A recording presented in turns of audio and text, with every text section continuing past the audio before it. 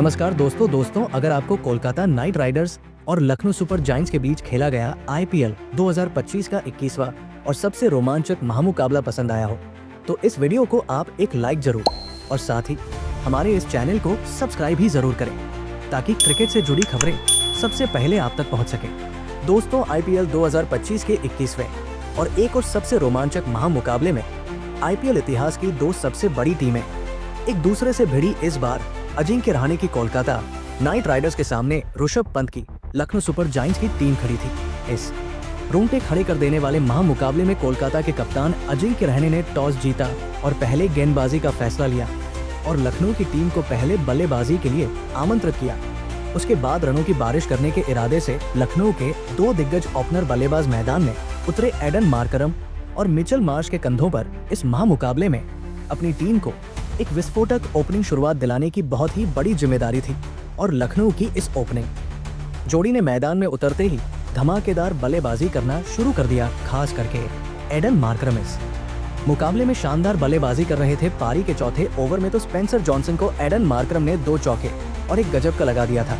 दोनों ही खिलाड़ी अब मैदान में पूरी तरह सेट हो चुके थे और कोलकाता के गेंदबाजी पर गजब की बल्लेबाजी कर रहे थे। तो वहीं अब दूसरे छोर पर बल्लेबाजी कर रहे मिचेल मार्श ने भी अब अपने हाथ खोलना शुरू कर दिया था। देखते ही देखते दोनों की इस ओपनिंग साझेदारी ने 50 का आंकड़ा भी पार कर लिया था। लखनऊ की इस ओपनिंग साझेदारी को कोई भी कोलकाता का गेंदबाज नहीं रोक पा रहा था।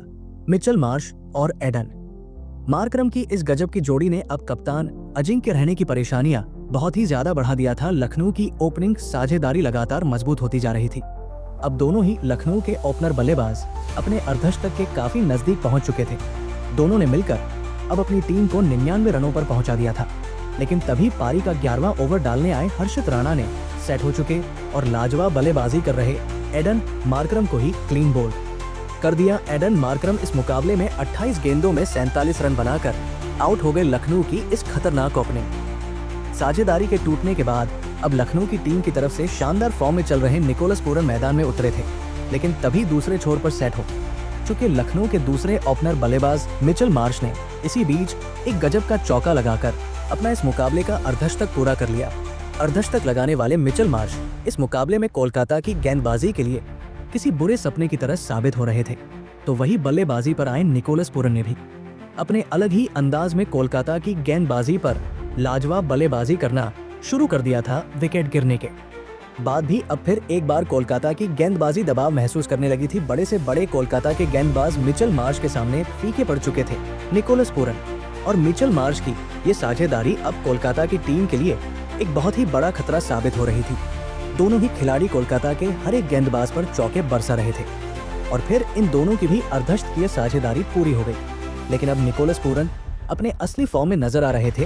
गेंदबाजी पर आए सुनील नारायण को निकोलस पूरन ने 2 शानदार छक्के लगा दिए थे। लेकिन तभी गेंदबाजी पर आए आंद्रे रसेल ने कोलकाता की टीम के लिए एक बहुत ही बड़ा खतरा बनकर बल्लेबाजी कर रहे मिचेल मार्श को रिंकू सिंह के हाथों कैच आउट कर दिया। मिचेल मार्श इस मुकाबले में 48 गेंदों में 81 रनों की एक गजब की पारी खेलकर आउट हो गए। मिचेल मार्श की इस बहुत ही बड़ी विकेट ने कहीं ना कहीं कोलकाता की गेंदबाजी को इस मुकाबले में वापसी करने का एक मौका दिया था।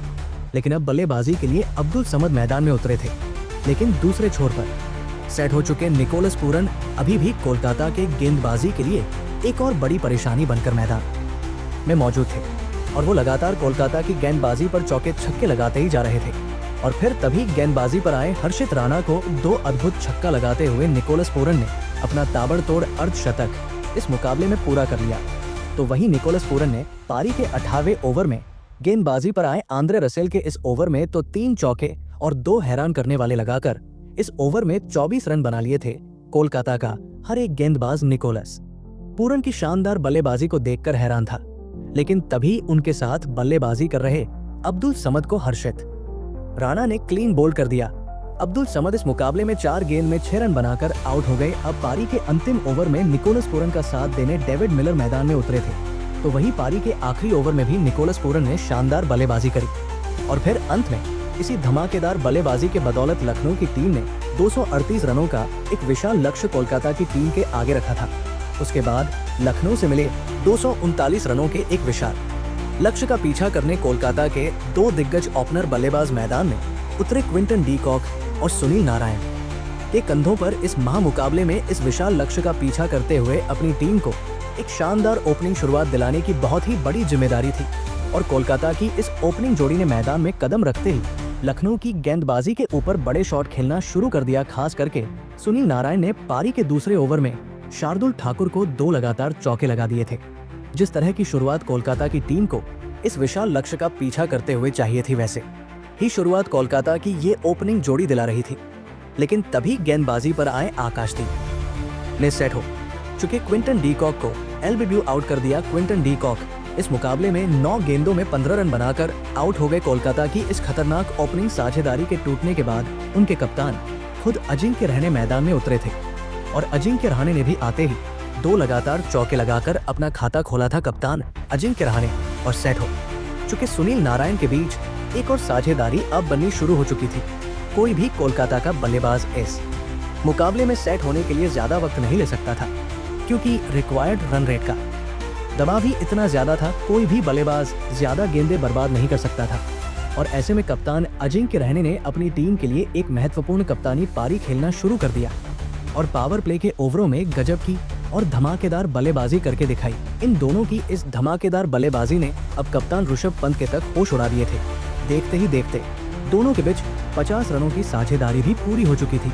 पावर प्ले के 6 ओवरों में कोलकाता की टीम ने 90 रनों का आंकड़ा छू लिया था। कप्तान अजिंक्य रहाणे और सुनील नारायण ने मिलकर अब अपनी टीम को 91 रनों पर पहुंचा दिया था।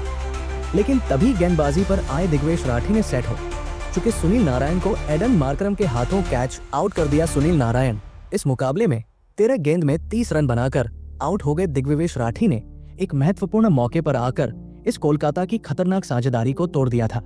लेकिन अब मैदान पर वेंकटेश अय्यर आए थे, लेकिन सेट हो चुके कप्तान अजिंक्य रहाणे की बल्लेबाजी पर विकेट गिरने का कोई भी असर नहीं हो रहा था और उन्होंने फिर एक बार नए बल्लेबाज वेंकटेश अय्यर के साथ मिलकर एक और साझेदारी अपनी टीम के लिए बनाना शुरू कर दिया था। इन दोनों ने कोलकाता की रणगति को विकेट गिरने के बाद भी धीमा पड़ने ही नहीं दिया था। ऋषभ पंत की परेशानियां कम होने का नाम ही नहीं ले रही थी और फिर इसी बीच कप्तान अजिंक्य रहाणे ने एक शानदार चौका लगाते हुए अपना इस मुकाबले का धमाकेदार अर्धशतक पूरा कर लिया।